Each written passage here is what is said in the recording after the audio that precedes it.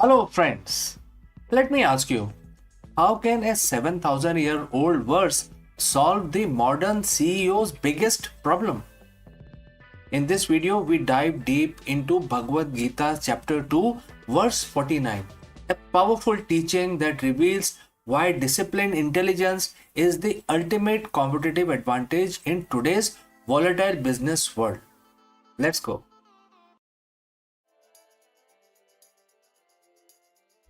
Good morning, visionary leaders. You juggle relentless demands, make high stake decisions, and navigate markets that shift faster than ever before. Your days are the testament to the grit, intelligence, and the tireless effort. But what if I told you that the secret to not just surviving but thriving in this relentless environment doesn't lie in the working hard or even necessarily smarter, but in something far more profound? What if the ultimate competitive advantage, the true CEO secret weapon, has been hiding in the plain sight for over 5,000, 7,000 years? Today, we are unlocking that weapon, drawing wisdom from the ancient text that surprisingly holds the key to the modern business mastery, the Bhagavad Gita. Think about your typical day. Every decision, every strategy, every pivot is ultimately aimed at one thing: results. Revenue growth, market share, investor satisfaction, a successful product launch. We are by nature outcome driven. Our entire capitalist system is built on the pursuit of measurable results.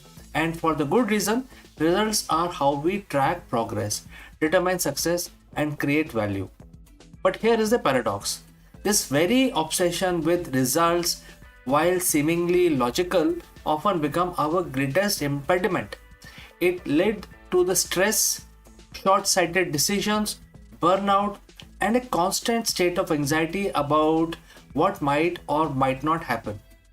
We become slaves to the fruit of our actions, constantly looking over our shoulder, always chasing the next metrics. It is, precisely this dilemma that the Bhagavad Gita addresses with startling clarity, specifically in chapter 2, verse 49. Now, let's look at it. The quote starts: choose to act on the basis of disciplined intelligence rather than desire for enjoyment. Only the miserly cling to the fruit of action, O conqueror of wealth. Now, let's that sink in. Only the miserly cling to the fruit of action. This isn't just spiritual advice, it's a profound strategic imperative for leaders.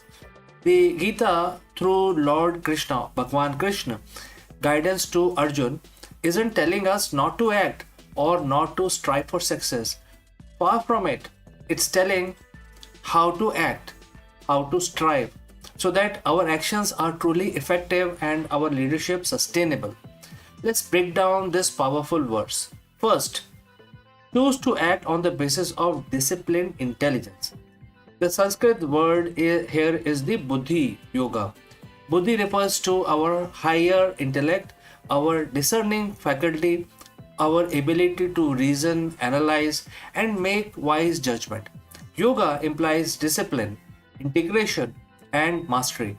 So, disciplined intelligence means making decisions not out of impulse, fear, or desperate need for specific outcome, but from a calm, collected, and highly discerning mind.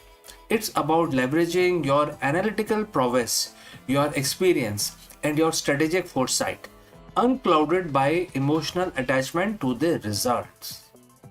Now, contrast that with rather than desire for enjoyment. This isn't about avoiding pleasures or success.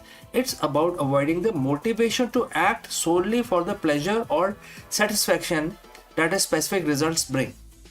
When we act primarily out of the desire for enjoyment of the outcome, our judgment becomes clouded.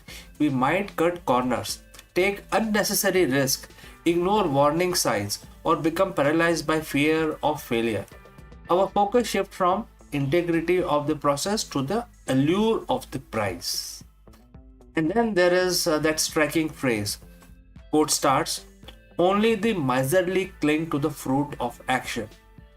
Alright, miserly usually refers to someone who hoard wealth.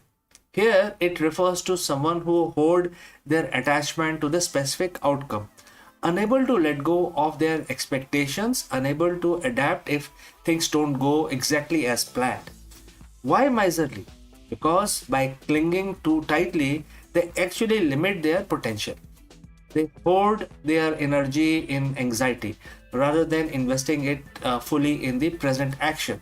They lose sight of the bigger picture, becoming possessive of their desired future rather than creating it with an open, intelligent approach. This clinging makes them vulnerable. If the fruit doesn't materialize as expected, their entire sense of purpose can crumble, leading to frustration, blame, and stagnation. A CEO who is miserly in this sense is constantly reacting to market sentiment, to quarterly reports, to external validation, rather than proactively shaping their company's destiny with unwavering strategic vision. They become prisoners of their own expectations. But the verse doesn't end there. It addresses Arjun as, O conqueror of the wealth. This is the key. The Gita isn't advocating for indifference to success. It is showing us the path to true sustainable success, to conquer wealth, whether that is financial wealth, market dominance, or the intellectual capital.